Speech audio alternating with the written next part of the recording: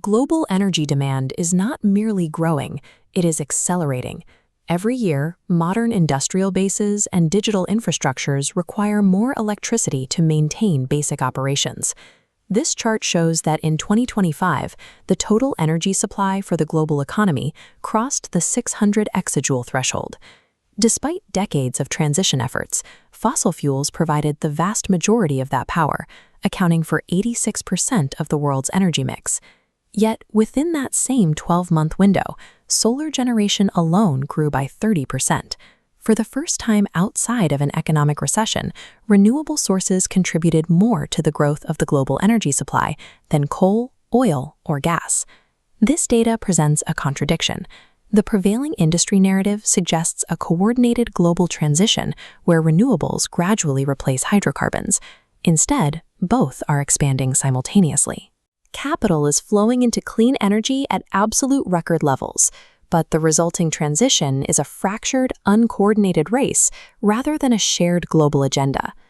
Recent changes in energy patterns are being driven by physical supply risks rather than international climate policy. The 2022 conflict in Ukraine severed pipeline routes into Europe, and by early 2026, the closure of the Strait of Hormuz blocked primary shipping lanes in the Middle East. These events demonstrated that reliance on imported energy is a direct economic liability. For the world's largest economies, the risk of a supply cutoff now outweighs almost any other energy priority. As a result, the global energy map has shattered. 4 major economic blocs have emerged, each abandoning the idea of a shared transition in favor of a localized survival blueprint. These regions are no longer working toward a single climate goal. They are executing 4 distinct strategies to ensure they can maintain power regardless of what happens beyond their borders. The United States is pursuing energy security through absolute abundance. By utilizing its domestic fossil fuel reserves, the U.S. aims to insulate its economy from global price shocks. This chart shows the structural inversion of the U.S. market. While domestic gas consumption remained stable over the last decade, production surged to 1,074 billion cubic meters, turning the country from a net importer into a dominant global exporter. This local surplus of natural gas is powering a significant rise in domestic electricity demand, fueled by the growth of AI data centers and a shift toward electric vehicles. The byproduct of this strategy is a significant rise in emissions. In 2025, the increase in carbon output from the United States was 4 times greater than that of China. While the U.S. consumes more at home, it also uses its surplus as a geopolitical tool. In 2025, it exported 147 billion cubic meters of LNG to maintain the stability of allied energy markets. For the U.S., energy security means overproduction. Hydrocarbon exports serve as a strategic shield, allowing the economy to grow without the immediate pressure of rapid decarbonization. Europe faces a different reality. The region lacks the domestic fossil fuel reserves necessary to power its heavy industry and residential heating. Following the 2022 supply shocks, the European Union integrated renewable energy deployment into its core national defense strategy. The physical evidence of this shift is clear.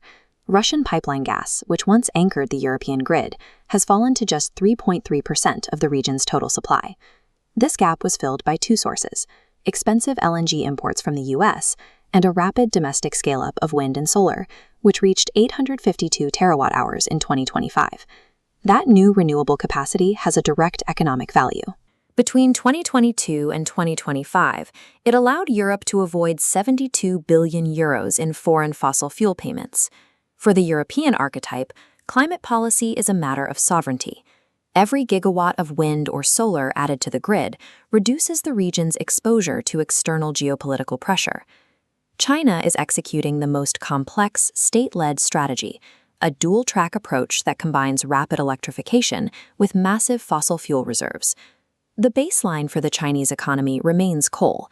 It requires 138 exajoules of it to power its industrial sector, making it the largest coal consumer on the planet.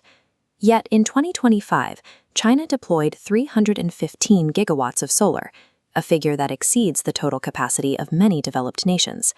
This data shows how electrification is destroying demand in the transport sector. As electric vehicle sales surpass 50%, China's road fuel consumption is entering a plateau, while U.S. demand remains high. While it electrifies its grid, China is also hedging against a possible conflict. It is using its economic power to build a strategic oil stockpile of 1.4 billion barrels. The Chinese archetype is a calculated hedge. They are wiring the country for electricity to cut long-term dependence, while hoarding fuels to survive short-term disruptions.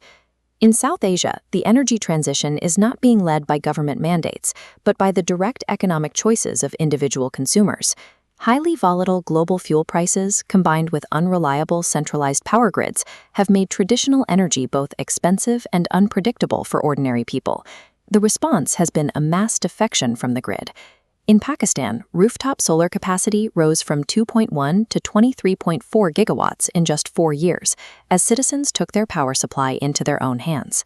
This decentralized, zero-marginal-cost energy is now absorbing almost all of the region's new economic demand. The 2025 data reveals the macroeconomic impact. For the first time, India saw nearly zero growth in its fossil fuel consumption, despite a growing economy. In these markets, energy security isn't a state-led infrastructure project. It is a consumer-led financial exit from an unstable, centralized system. These modern energy shocks have a historical precedent. The supply crises of the 1970s forced a similar reevaluation of how the world uses energy. The oil shocks of 1973 and 1979 permanently altered global demand by forcing new vehicle efficiency standards and the retirement of oil-fired power generation. This chart shows the result. In the US and Europe, oil consumption saw a steep decline after 1979 and never returned to its original growth path. The market didn't just recover, it changed. Today, a similar shift is occurring through the adoption of thermodynamic efficiency. A thermal engine loses 60% of its energy to waste heat, while an electric vehicle utilizes 77% of its energy to move. Electrification inherently reduces the total primary energy required for the same work. This shift from molecules to electrons means that in the future, economic growth will no longer require the same volume of raw energy input. This thermodynamic shift is already appearing in global macroeconomic data. In developed nations, gross domestic product is rising, while absolute fossil fuel consumption is declining. The two figures have decoupled, breaking a trend that held for a century. The global energy system is trading the ongoing risk of continuous fuel imports for the upfront cost of building localized infrastructure. While major economies have adopted different, self-interested strategies, the result is the same. The historical link between economic growth and fossil fuel expansion has been permanently broken.